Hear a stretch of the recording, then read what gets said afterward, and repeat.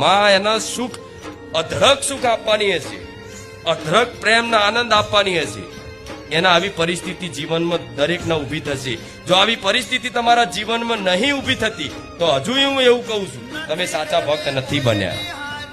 હજુ ક્યાંક ને ક્યાંક વાતે તમને ક્યાંક ને ક્યાંક કામનાઓ, ઈચ્છાઓ, લોભ છે. એટલે પણ જે સાચા ભક્તો હશે ને એને એવી પરિસ્થિતિ ઊભી થશે કે એને કોઈ બીજો રસ્તો ને એક જ માર્ગ દેખાશે, એક બાજુ મૃત્યુ ને એક બાજુ માતા. થાય છે કે નહીં આવું? ઘણા લોકોને એવા છે જે મનની વાતો કોઈ નહીં કહી શકતા, એવી બધાની મનની વાતો જાણવા વાળી મેરડી છે. રડો છો ને બધું જોવું, કોઈ કહી નહીં શકતા, કે તો કોઈ સમજતું નહીં.